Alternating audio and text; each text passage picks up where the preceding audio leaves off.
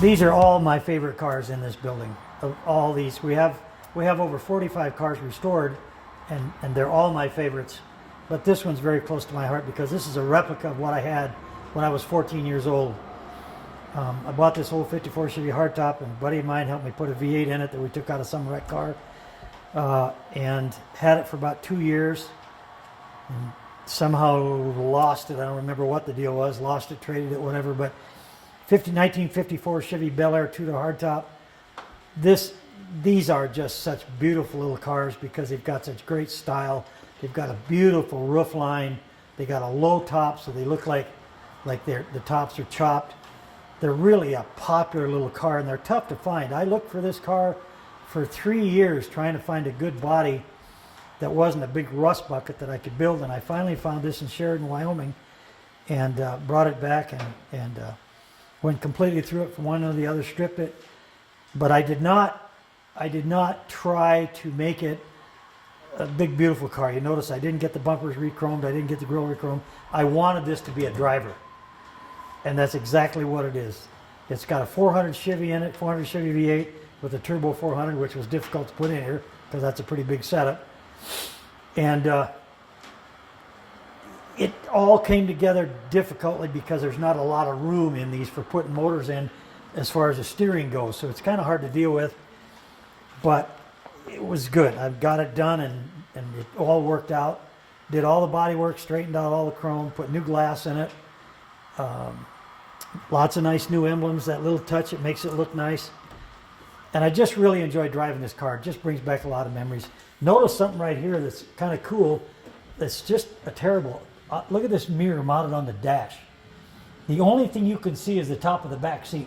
I don't know what they were thinking when they did this, but it looks cool as all get out, but it's just not good for... Now this is a 400 small block, which came out in the late 70s, early 80s, mainly in pickups. And they're just, the horsepower is quite a bit better than a 350, and they're a lot stronger running motor. And then the transmission is a turbo 400, which is about this much longer than a 350. So I had to do a lot of crossmember work back there to get this all to fit. And it all fit, used the stock radiator. I did have to go to electric fan because there wasn't room for a fan blade. But there again, this is not a big billet air conditioning power steering car. This is just a nice stock car. It's got original front suspension, and it's got a Ford 9-inch in it, which is, of course, a good rear end for a car like this.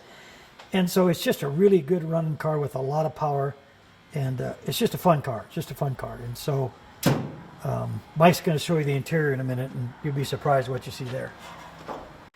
I'd really like you to take a close look at this. A lot of people don't realize it, but Peggy has been our upholstery girl for about 25 years. Peggy did this interior. Isn't this beautiful? It's getting a little tough for her now because her hands are starting to get a little stiff because she's getting a little old, but look at the beautiful work she did for us. This is a 1964 Pontiac Bonville convertible.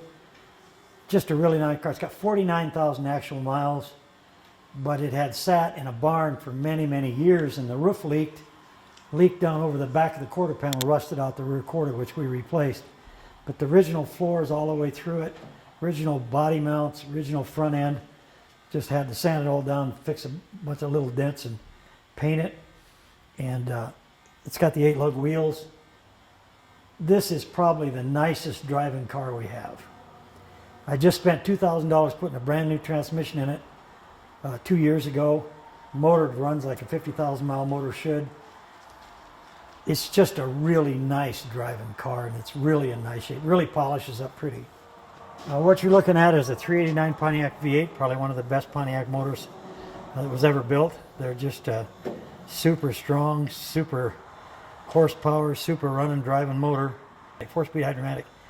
And so consequently, boy, they'll run 80, 90 mile an hour down the highway all day long. And for an old car like this, that's very, very good. I mean, we're not talking new Challenger here. But it doesn't have a lot of options. It's got power brakes and power steering, and that's about it. But everything works on this car, and it's a nice one. We only have a couple of muscle cars here at Motion Unlimited. Muscle cars are worth so much money, and the few we've had, we've sold them right away. So this one we've just kept because there's a little sentimental history to this. And so this is a 67 Olds 442. It's a coupe, it's not a hardtop. And it's pretty much original except for the motor. Muncie 4-speed. It's got a 455 instead of a 400, but it's also been built to the hilt. The motor actually came out of an old race car, and it's a little strong for a street car, so it's a little difficult to drive.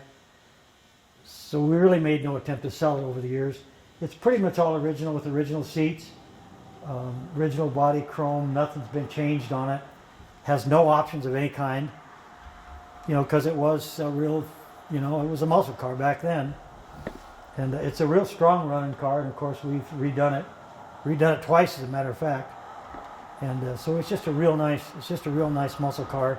You know, and these cars aren't really, they don't bring as much money as like your big Chevelles and stuff like that, even though I happen to think Oldsmobiles are probably just maybe a little bit better, my own personal preference of course.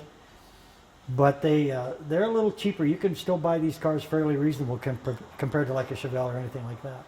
Well, what you're looking at is a Oldsmobile motor. It's a 455. It's a 1969, and it came out of an old friend of ours, his circle track car. It was a super stock, and of course they went really fast. And so he gave me this motor to put in this car, and of course it had a lot of runs on it, so it was a little tired. But and I used it. I just put it in. I just cleaned it up and put it in, and it still runs really, really well, even though it's got a lot of miles on it. And it's got a lot of power. It'll scare you, the amount of power it's got. And I guess my theory is that if I was going to drive this car, I'd take this motor out of here and sell it to one of them hot rod guys that wants to go fast and put a little milder motor in it so you could enjoy the drive. Because it's noisy and it's shaky and it rattles the windows and all the typical stuff that a race car motor could do. So that's kind of what I would do. And I've made no attempt to sell it. Only driven it a few times since we got it all redone.